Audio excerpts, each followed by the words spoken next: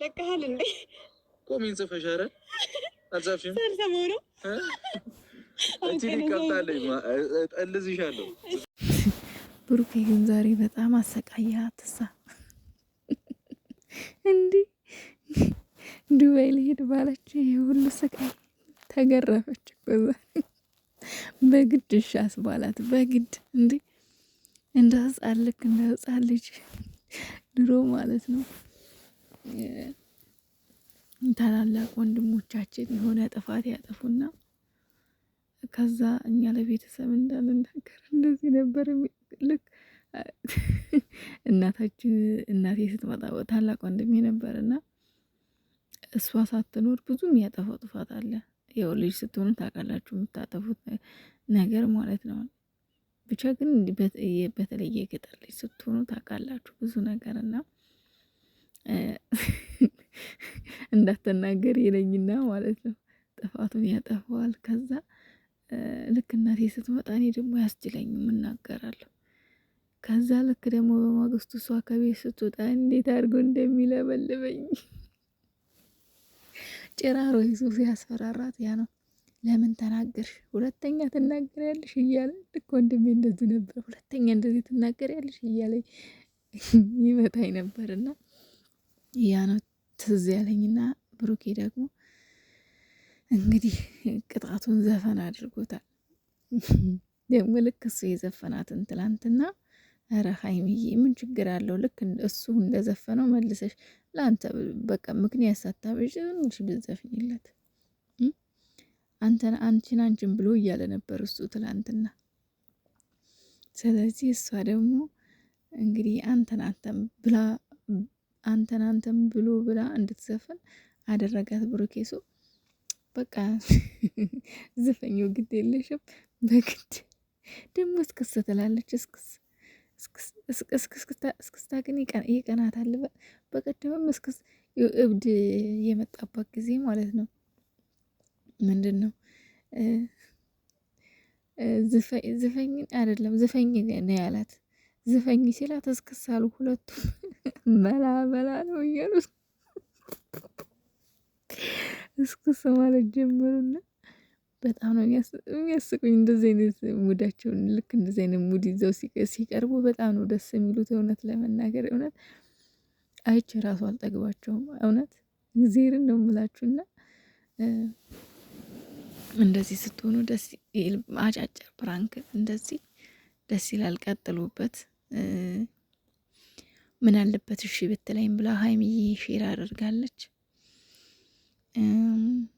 በነገራችን ላይ ማለት ነው ቅድምም ተናግሬ ያለው እሺ ብትላት ላታደርገው ትችላለች አንተን ካልተመቸህ አልኩ። ግን እሺ ታህን ነበር የፈለገችው።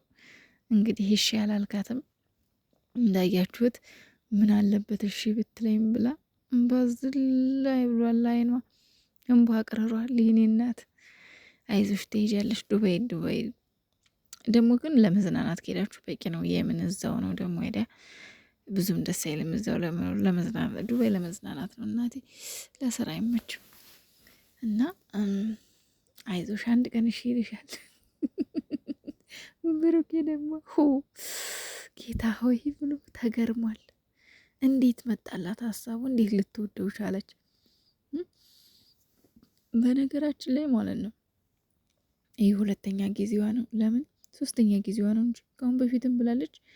በቀደም ደግሞ ፕራንክ ስታደርገው ከማን ነው ከዛ ከቢኒ ጋር እዚሁ መቆየት እፈልጋለሁ ብላ ነው ፕራንክ ያደረገችው። እና ይህ ነገር በጣም ተደጋግሟል።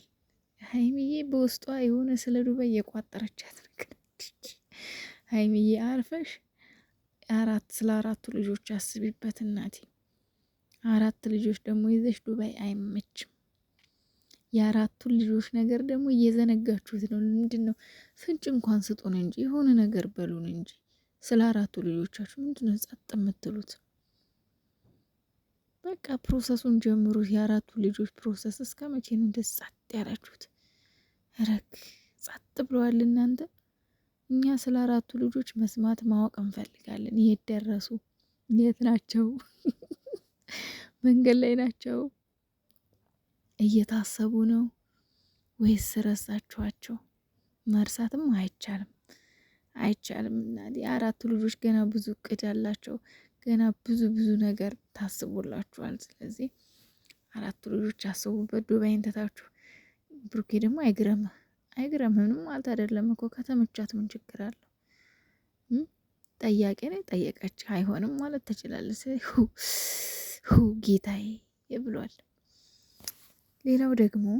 ሌላው ደግሞ በህይወታችሁ ውስጥ እንዳታረፍዱ መድኃኒት የሌለው በሽታ ነው። እናም ጸጸቱ ብዙ ነው። በጣም ድንቅ ምክር፣ የሚገርም ጥቅስ ነው ይሄ ጥቅስ። እኔ በጣም የተመቸ ጥቅስ ነው። እውነት ነው። በህይወታችን በጣም እናረፍዳለን፣ ከዛም ዋጋ እንከፍላለን። ከዛም ጊዜ ይሄዳል። እኛ ደግሞ የምንነቃው ከረፈደ በኋላ ነው። ጊዜ ከሄደ በኋላ ነው። ነገሮች ካለፉ በኋላ ነው። እድሜ ምንድን ነው? ገንዘብ በ40 ዓመት ብቻ ግን ምን ነበር ዘፈኑ? ልብ በ40 ዓመት ገንዘብ በ20 ዓመት የሚባል ዘፈን ነበር። በተለይ ወጣት ስንሆን ብዙ የምናባክናቸው ጊዜያት አሉ። የማይሆነንን ይሆነናል ብለን ይስተካከላል እያልን እንጠብቃለን።